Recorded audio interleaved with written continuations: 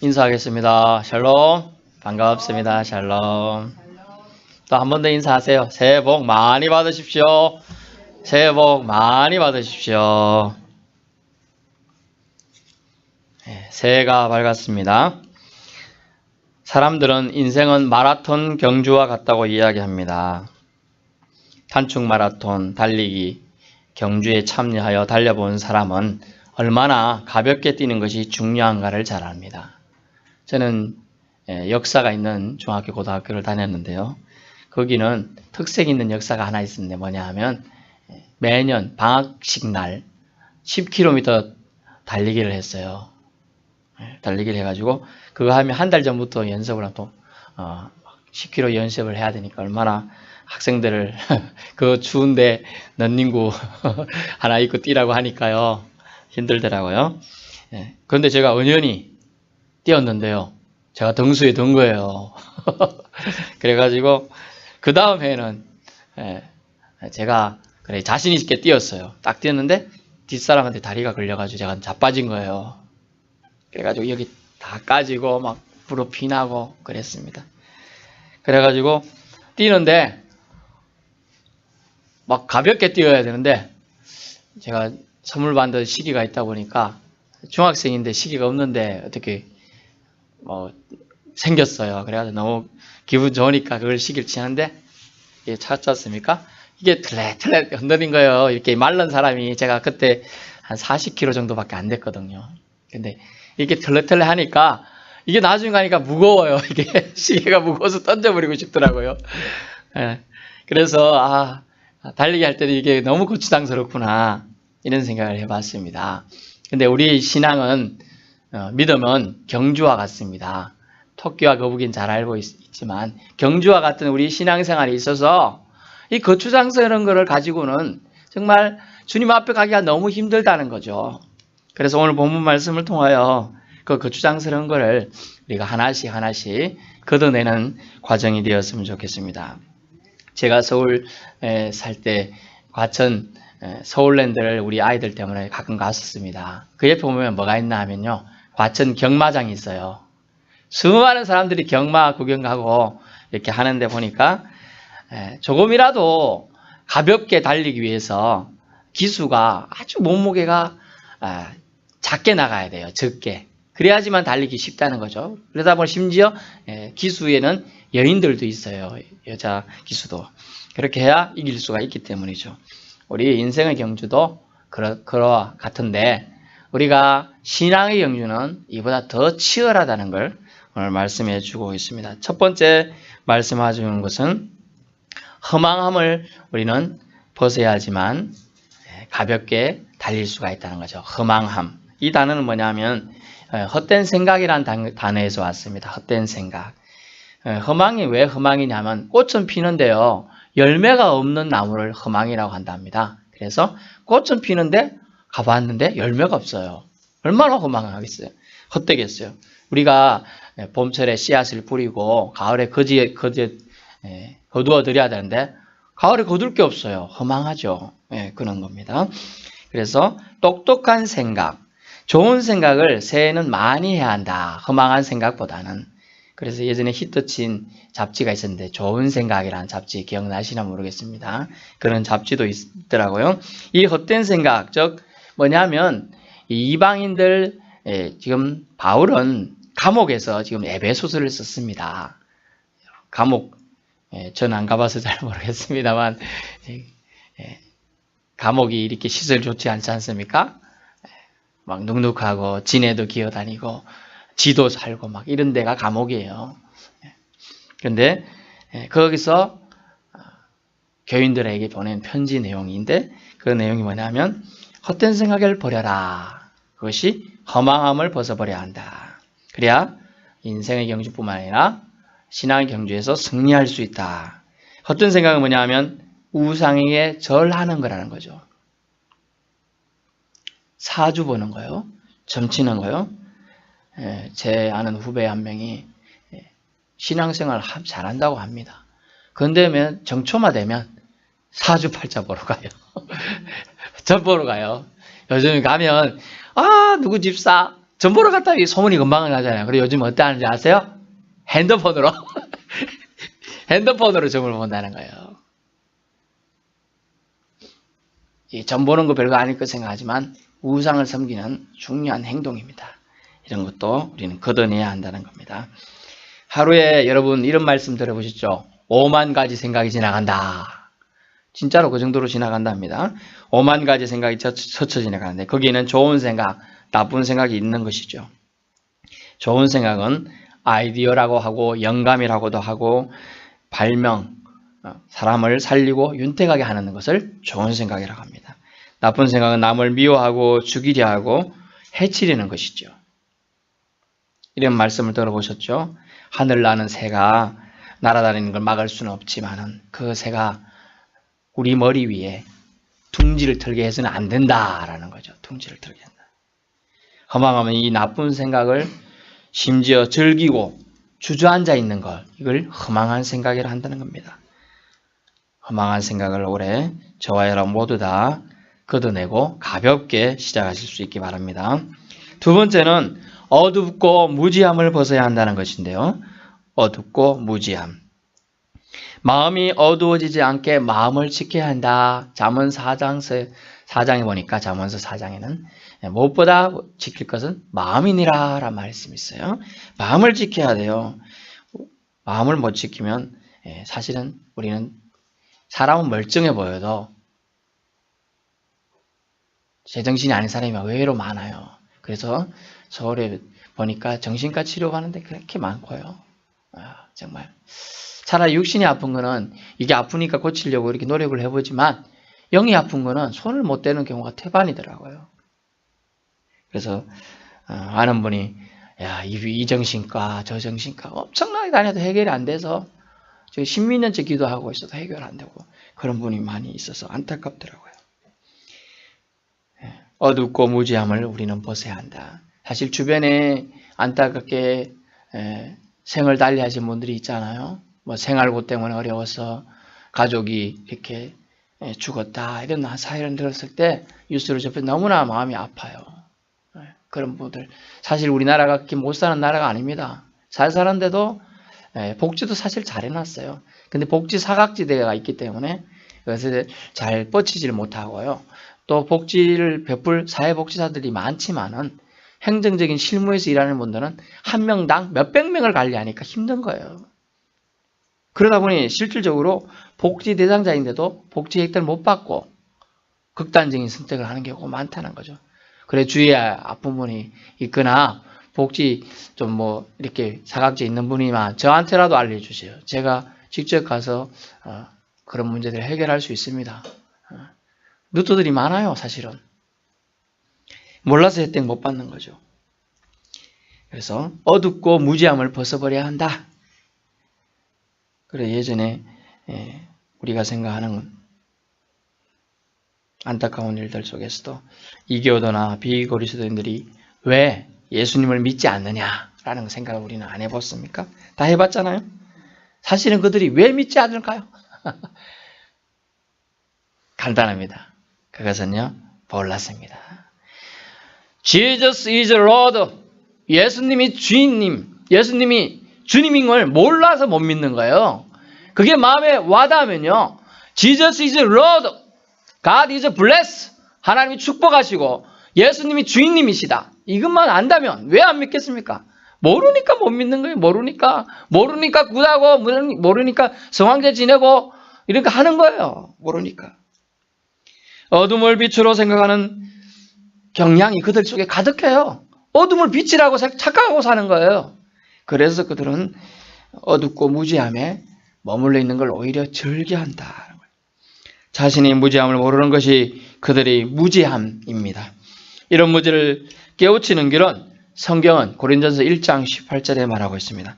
십자가의 도밖에 없다. 십자가의 도. 오직 성경의 말씀을 진리로 받아들일 때 어둠의 껍질을 벗고 나온다는 거예요. 어둠의 껍질을. 여러분 양 아시죠? 양. 우리는 시편 23편에 보면 무슨 말씀이 있습니까? 나의 목자시니 이런 말씀이 있어요. 나의 목자. 오후에도 그런 말씀 비슷한 말씀 드리겠지. 양이 있는데 양이 뭐냐면 아주 지혜가 없는 동물이에요. 그래서 어디에 먹을 거 있는지 이런 것도 모른답니다. 그래서 목자의 손에 끌려야지만 가야지만 먹을 수가 있는 거예요. 또 양이 아주 지저분한 동물이래요.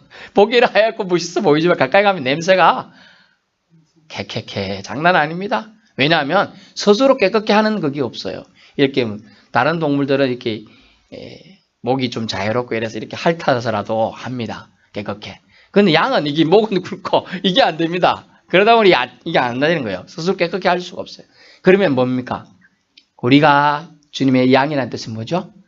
우리의 제 문제를 우리가 해결할 수 없다는 거예요. 주님만이 그 해결을 할 수 있는 분이라는 거예요. 그래서 그걸 아는 사람은 안 믿을 수가 없는 거예요. 그걸 아는 사람은 예수께 나올 수밖에 없다는 겁니다.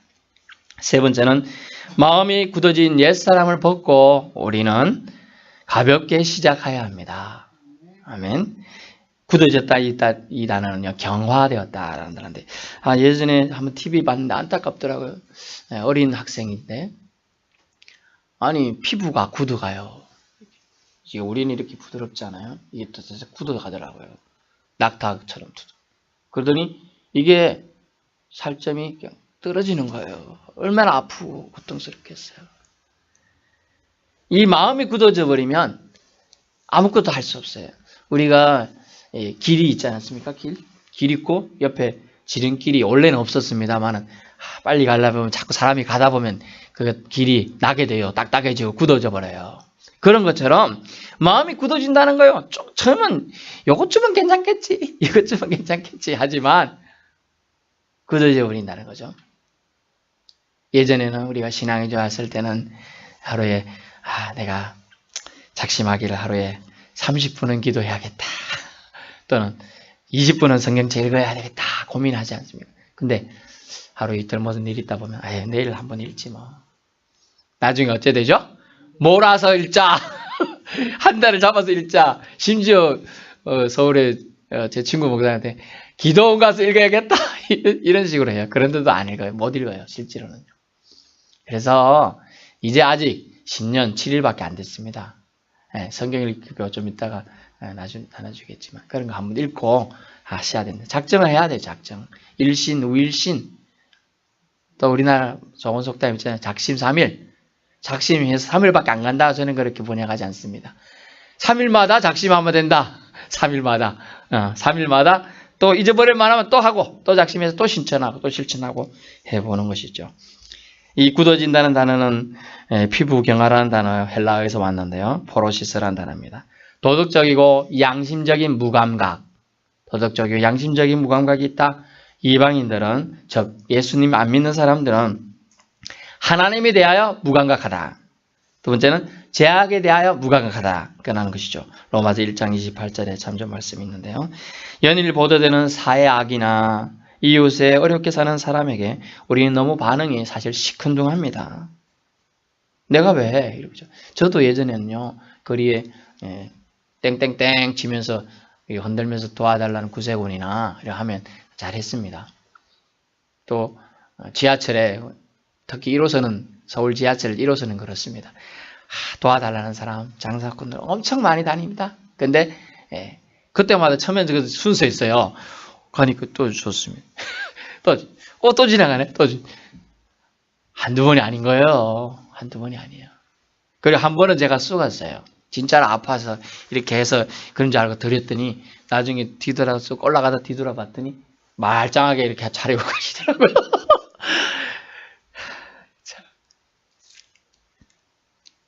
사실 그래도 뭐 그런 거는 괜찮습니다. 하지만 우리가 성도의 마음이 하나님의 뜻에 민감하지 않고 무감각한 것은 어떨까요? 어떻게 보면 사탄 마귀의 놀이개가 되는 거죠. 놀이개. 성도들이 하나님 말씀에 감각을 회복하면 죄에 대해서 혐오감이 먼저 생깁니다. 죄가 싫어져요. 어느 모 집사님은 남자분인데 술이 그렇게 좋았어요. 술집만 지나갈 때마다 맥주 한 캔에 오징어 안주 딱 먹고 싶었습니다. 그런데 예수를 믿더니 어느 순간 전혀 생각이 안 난대요. 전혀. 딱 끊어지더라는 거죠. 그렇게 간증을 하더라고요. 그렇습니다. 혐오감이 생겨요. 술이 꼭 나쁘다는 건 아니지만요. 술 때문에 죄를 범할 가능성이 많아집니다. 80분 이상이 술 때문에요. 시골에 제 부친의 친구들이 다 일찍 죽었어요. 왜요? 이유가 술 때문에 죽었는데, 술이 원인이 돼가지고 술김에 친구랑 싸우는데 자존심이 상한다고 술김에 집에 가서 농약 마시고 죽는 거예요. 원래 한 번도 안 계세요. 제 부친의 친구들은. 다 그냥 술김에 농약이 이렇게 너무 가까이 있다 보니까. 예, 그렇습니다. 죄에 대해 혐오감을 느낄 수 있는 예민한 반응. 이것이 올해 우리가 가볍게 시작할 수 있는 방법이라는 거죠. 딱딱한 마음은 말씀의 불순종으로 이어집니다. 그래서 출애굽한 백성들이 어땠어요? 하나님이 이끌어 주셨으면, 목자 되신 하나님이 이끌어 주셨으면 책임질 걸 양처럼 믿어야 되는데, 부추가 먹고 싶네, 고기 굽는 냄새가 난다, 뭐 이러면서 메추라기라 만나 달라고 그랬지 않습니까? 이제 우리는 무감각한 병에서, 잠에서 깨어나야 합니다. 이사야 60장 1절 말씀에는 이렇게 일어나라 빛을 발하라 이는 내 빛이 이르렀고 라고 말하고 있습니다. 일어나야 합니다. 빛을 발해야 합니다. 그러기 위해서는 무겁고 두꺼운 영혼의 겨울옷을 벗어버려야 합니다. 옛사람, 옛 습관으로는 새 사람이 될 수 없습니다. 어느 연말 모임에 새해 각오를 각자 기록해서 서로 나누는 모임이 있었습니다. 그래서 열심히 나누면서 저는 내년에는 이런 사람이 되지 않겠습니다. 내년에는 성경 일독하겠습니다. 내년에는 뭐 하겠습니다 했는데, 하필 그 집사님 것만 목사님이 깜빡하고 종이를 2장 겹쳐졌는지 뭐니 안 읽었어요. 그랬더니 갑자기 그 집사님 얼굴이 붉어지면서 오늘 탁 목사님! 왜 그러십니까? 아니 제 이름은 왜 안 부르세요? 아 그래요? 제가 결심한 것도 읽어주셔야죠. 예. 그러면서 네 뭐라고 결심했는데요? 그러니까 제가 새해는 웬만하면 마음 안 상하고 화 안 내겠습니다. 그랬다는 거예요. 그런데 화가 내가지고 울글불글 해가지고 참다 목사님한테 막 지금 끝날라 그러는데 막 항의하듯이 손들고 얘기한 거죠.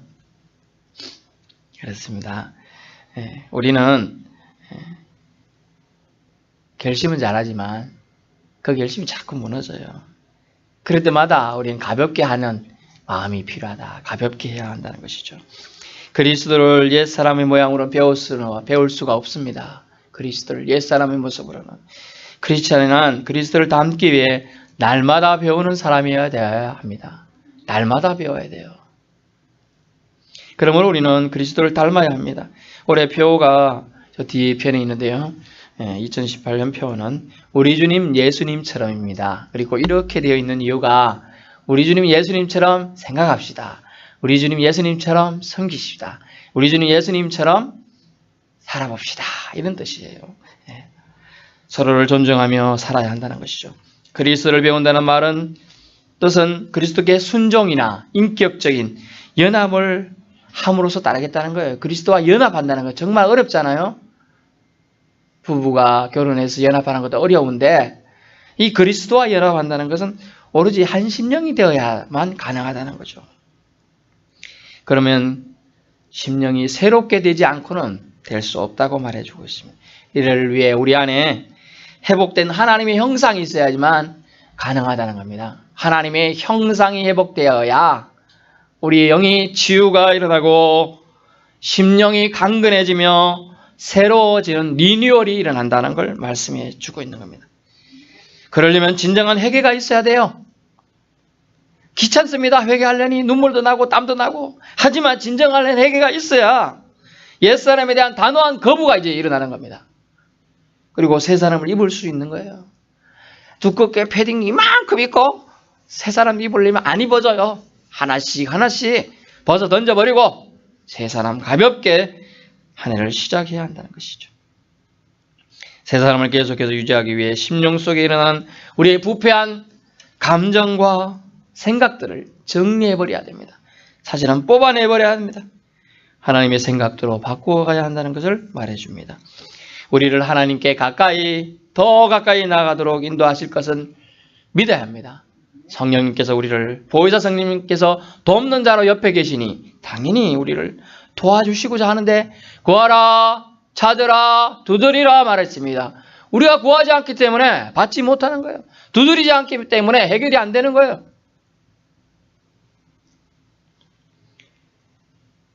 우리를 하나님께 가까이, 사람에게서 멀어지게 하는 무감각을 벗어버려야 한다는 것이죠. 굳어지지 않도록 말씀으로 마음을 경작해야 합니다. 우리의 어둡고 무지함을 깨닫게 해달라고 주님께 간구합시다. 그래야 허망함을 벗고 가볍게 시작해야 합니다. 결론입니다. 헛된 생각 때문에 예수님 믿지 않던 때 하던 옛생활이 아니라 그리스도를 본받아 실제로 나 자신이 부패한 행실을 버리고 적극적으로 이웃을 위해 봉사하는 이런 삶, 그리스도의 부유함을 나눠주는 저와 여러분이 되실 수 있기를 축원합니다. 그것이 우리 교회가 자랑해야 할 것이고요.